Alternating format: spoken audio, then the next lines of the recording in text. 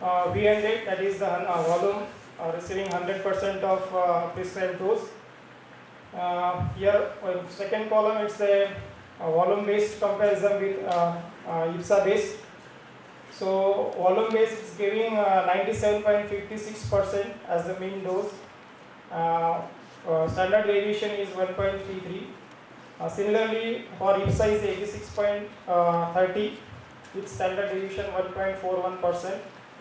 So similarly, we have found out the V150 and V200 parameters, and it is observed that the target coverage is the IPSA is giving better results, that is 0.76 is the conformity index.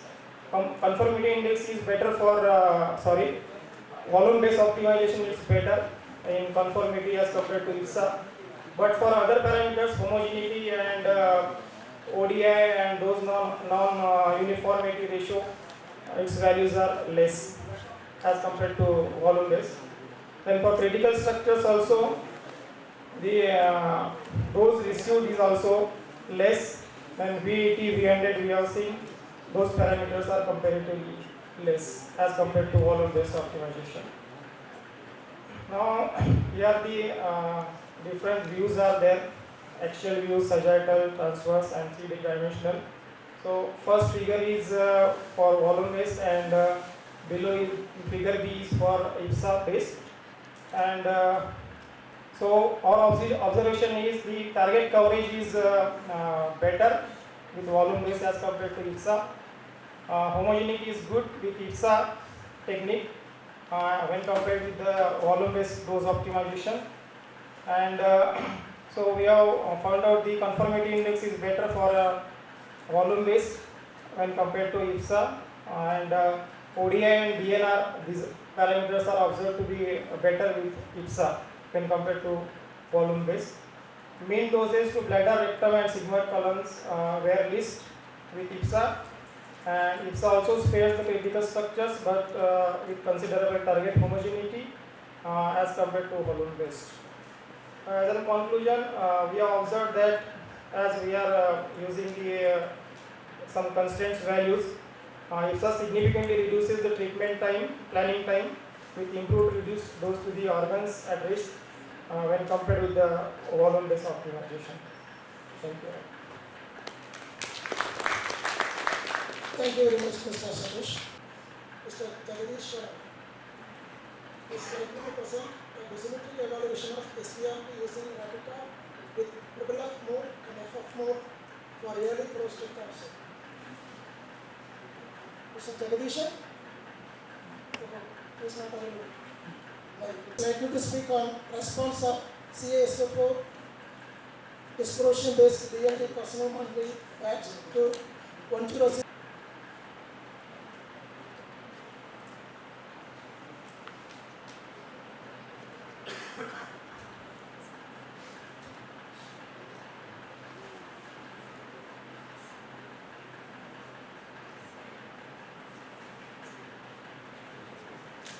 Good afternoon. Thank you, Chairman. I am going to present the response of calcium sulfate dysprosion based yearly personal monitoring batch to RU-RH106 beta source. So this is, I think, RU-RH beta source is a fission product. The maximum energy of beta is 3.454 MeV. Range in water is 1800 mg per centimeter square. This beta source is used in eye applicator in medical application. This is a high energy beta calibration source as per recommendation of ISO for calibration purpose. High energy beta, one high energy beta source will be there, and this is a recommended source. And then why we are using this one?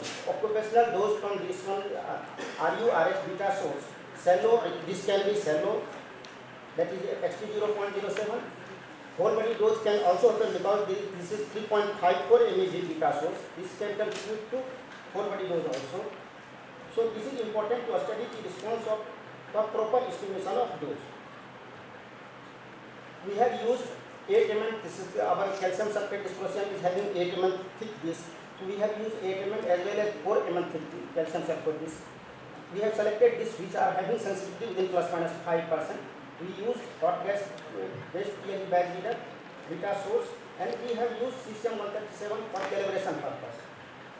Perspex phantom, for this exposure of beta source, this phantom was used 30 cm by 30 cm by 5 cm, and the flagging filter was used to make the beam uniform, beta field uniform.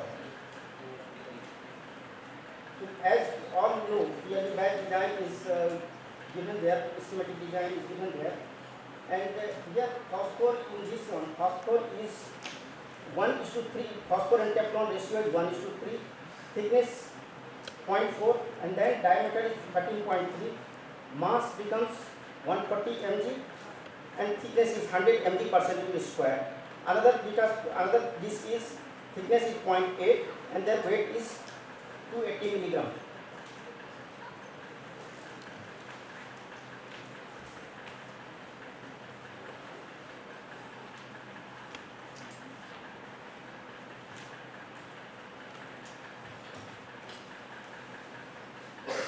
So we have exposed 8 mm disc and 4 mm disc TLE cards placed on phantom to the beta source, normal incidence and up to angular distance up to 60 degree.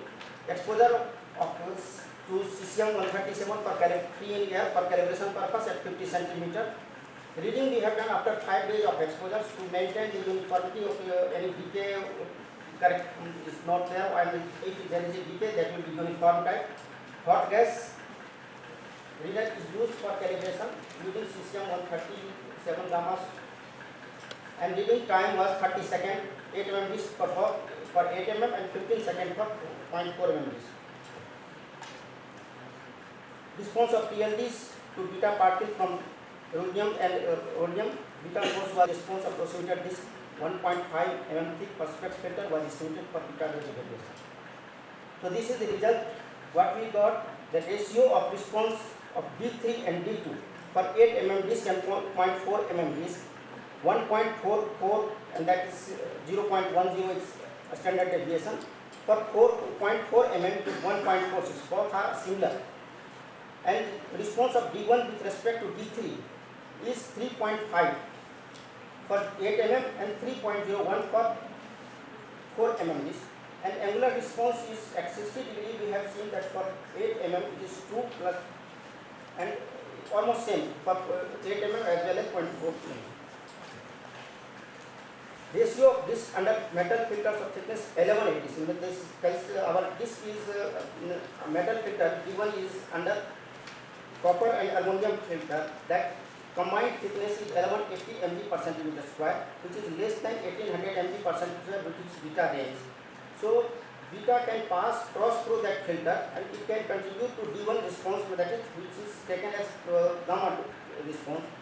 So beta having higher energy range reaching this D1. Bremsstrahlung radiation also, because it is high energy, so it can contribute to contribute as Bremsstrahlung radiation, and it can contribute to D1 response. And there is in this source there is a minor yield of gamma 512 and 620 AeV. So this can also contribute to D1 response. So ratio of response of D1 due to beta to that due to Bremsstrahlung radiation was observed to be 3:1. So that is due to beta 3 times response more than Bremsstrahlung. So conclusion, we opened by the perspex values between 1.4 and 2 indicates exposure to high energy beta. This we can conclude by this ratio, we can conclude that this is high energy beta exposure. Contribution of beta to whole body dose is around 5% in this case. The D1 response is 5%, so this we can tell that this from this one that whole body dose, this source can contribute 5% to the whole body dose, beta source. The total contribution to whole body dose can be estimated by analyzing the disc ratio.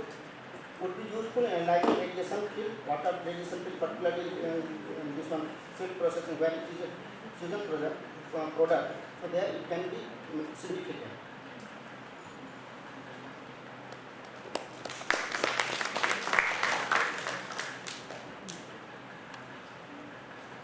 So the paper is open for questions.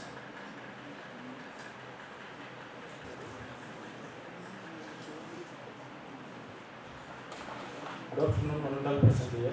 Thank you very much for ARM 2014 for giving this wonderful opportunity for me. I carried work on the title of Evaluation of DNA damage with low dose global 60 by single cell gel electrophoresis method. This technique also known as COMET. My objective of this study is to study the DNA damage induced by low dose global 60 radiation on human adult blood by single cell gel electrophoresis method. Introduction. This technique first was developed by Austin and Johnson in 1984. The main principle of this study is damaged DNA fragments migrate out from nucleus under the influence of electrical fields. At the same time, undamaged DNA fragments stay within the nucleus, form comet type. At the end of this technique, each damaged cell forms itself into comet. That's why this technique known as comet assay. This technique having more advantages. It's allowing for collection of data at individual cell, allowing for statistical analysis and high sensitivity in DNA damage detection. Materials. We have collected 6 adult human blood, 3 male and 3 female bloods, and we used gel electrophoresis unit to run the gel, and we used fluorescent microscope to capture the image under fluorescent, and we used global 60 test radiation to irradiate the samples at various doses. These are the chemicals we have used. We have used 2 types of melting point agaroses. One is high melting point agarose and another one is low melting point agarose. High melting point agarose used to bring the stable position for other layers, and low melting point agarose is encapsulate the cell at stable position, and also it is osmotic in nature. That's why it is bringing electrical conductivity for cells. Lysis solution. Lysis solution consists high agar salt and detergents. Agar salt used to disturb the protein and bonding content and also disturb the RNA component. So it's lyse the protein component and RNA component. And detergent used to disturb the cellular membrane of the cell. So at the end of this lysis solution action, only DNA only remaining in the cell. Electrophoresis protocol. The main purpose of electrophoresis protocol is used to bring the electrical conductivity for electrophoresis unit. Neutralization solution to remove the excess salt and agar salt from the gel, and staining solution. We used ethylene bromide as a staining solution because it's giving convenient DNA damage detection under the fluorescent method. These are the protocols we have used. We created 3 layers on microscope slide. First layer consists of 20 microliter of high melting point agarose. Second layer 7 microliter of blood plus 200 microliter of low melting point agarose. Third layer again 20 microliter of high melting point agarose. After the slide preparation, we have pasted the slide, placed the slides in lysis solution for 1 to 2 hours. After the lysis, we run the electrophoresis unit for 12.5 minutes at 50 voltage. Then neutralize the solid with the neutralization buffer. Then stained with ethylene bromide. Then stained microscope slides are captured under the fluorescent microscope. Then capture the images was analyzed by CASP software. These are the results. We have analyzed more than 96 slides. Only best 2 images only I am showing here. This is control samples. This is female. This is male. This is 1 microgray radiation. This is 2 microgray radiation. This is 3 microgray radiation. Here you can see damage increases with dose, and compare them male, female are comet tail is female comet tail is more. The software analyzed data also giving the same result. Based on this data, I conclude DNA damage increase with dose, and female bloods are more sensitive than male. Thank you for your attention.